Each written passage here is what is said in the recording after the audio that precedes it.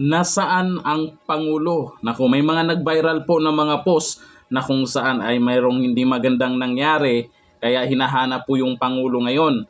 At pati na yung mga loyalist, hindi alam kung nasaan daw yung Pangulo. May mga kumakalat na po ngayon, nag-viral na sinasabing Code Blue. Ano ba yung ibig sabihin?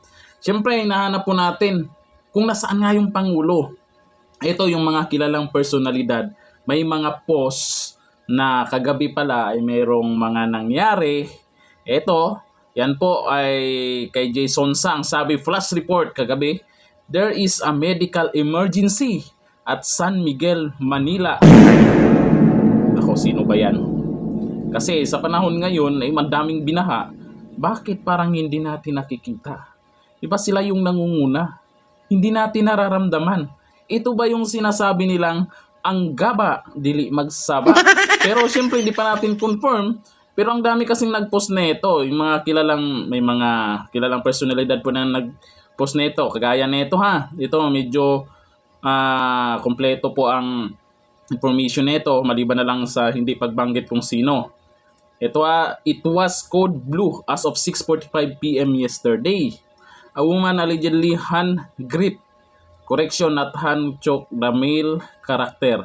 The male character got too stressed and had difficulty breathing. Oy, sino man yan? Security came in because the lady character could for rescue seeing the male character turning all blue. Ito palang sinasabi nilang Code Blue. May nangyari. Sana tayo maniniwala dito sa mga sinasabi nila. Kalat na po yan ngayon. Ang sabi ay si Junior daw yan.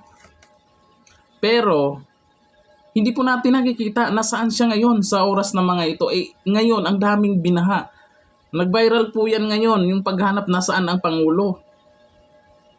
Di ba? Walang actual na video, actual na kung nasaan yung Pangulo. Nako. Pero, dyan sa mga post na yan, bakit maraming natutuwa? Ano ba naman kayo? Tapos ang sabi lang, ang gaba, dili magsaba. Ano bang nangyari? Anong meron? Mukhang excited kayo. Sana all. So, alam nyo ba kung ano yung nangyari? Alam nyo ba kung nasaan ang Pangulo ngayon? Si Tambi kaya, nasaan? Ang sabi, nasa Spain. Totoo. Sana all. Comment tayo dyan. Okay, dito lang. Thank you. Bye-bye.